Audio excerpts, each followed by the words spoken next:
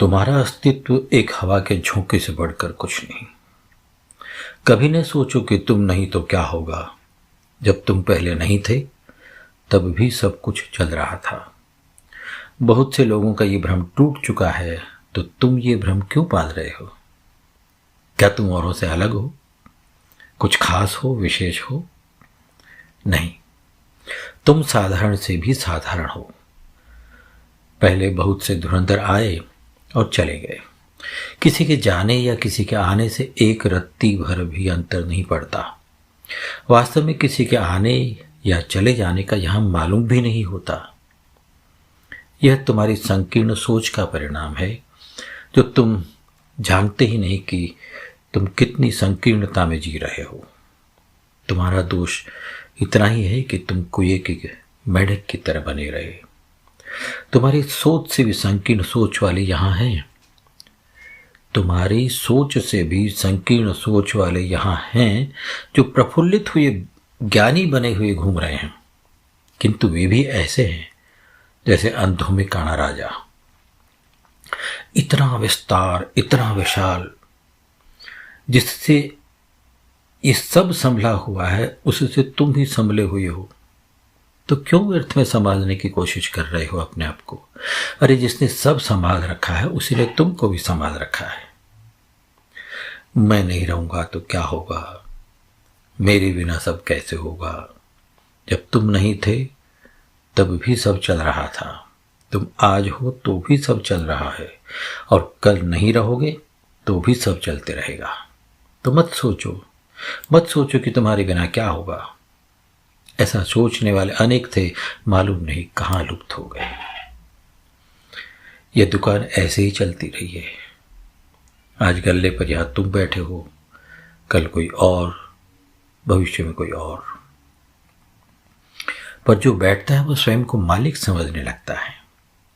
इस विशाल, इतने विस्तार में तुम केवल हवा का एक झोंका हो। तुम सब मिलकर झोंके को तूफान भी बना दोगे तो भी हवा तो रहने ही वाली है। तुम उस हवा में एक झोंका ही तो बने हो। सोचो अगर हवा नहीं तो तुम्हारा अस्तित्व है क्या? किंतु तुम्हारे बिना हवा का अस्तित्व है। पहले भी यह हवा थी, आगे भी रहेगी। केवल तुम नहीं रहोगे। तुम एक अदने से जीव, जिसने चांद, सूरज, इतने तारे संभाल रखे हैं, क्या तुम्हें वो नहीं संभाल सकता? जिसने सब संभाला उसी ने तुमको संभाला हुआ है। तुम उससे हो, वो तुमसे नहीं। जिसने ये जान लिया वह सुखी है, सदा के लिए सुखी हो जाता है। इस तत्व ज्ञान के पश्चात कुछ भी प्राप्त करने की इच्छा नहीं रहती। वह अपना भी नहीं रहता, वह किसी का भी नहीं रहता। उसे न राग, न भय, न क्रोध, कुछ भी नहीं रहता। वह अपने आप में, अपने आप से संतुष्ट रहता है। ऐसा नहीं है कि उसके कर्म नहीं हो। कर्म तो भगवान को भी करने होते हैं।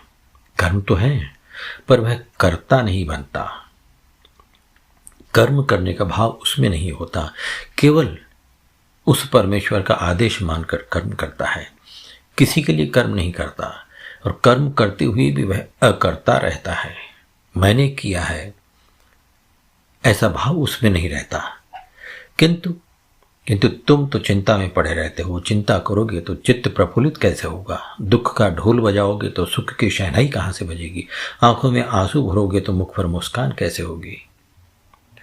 तुमने स्वयं को उससे अलग मानकर सबसे बड़ा अपराध किया है। तुम उससे अलग हो ही नहीं, हो सकते ही नहीं। तुम उसे अपना मानो, क्योंकि उसके अस्तित्व में तुम्हारा अस्तित्व है। उसका अस्तित्व तो तुम्हारे बिना भी है, तो तुम हुए ना उसके, वो तुमसे नहीं है। बस यह मान लो कि तुम और वो एक ही हो। बस जब ऐसा होगा तो न सुख, न दुख, न अपना, न पराया, न राग, न द्वेष, न भय होगा, न क्रोध होगा। श्रीमद् भगवद गीता के दूसरे अध्याय में भगवान श्री कृष्ण ने अर्जुन से उस योगी या उस साधक की इस अवस्था को स्थित प्रज्ञ कहा है। उन्होंने कहा कि प्रजहाति यदा कामान सर्वान पार्थ मनोगतान आत्मन्यवात्मना तुष्ट स्थित प्रज्ञ तदोच्यते।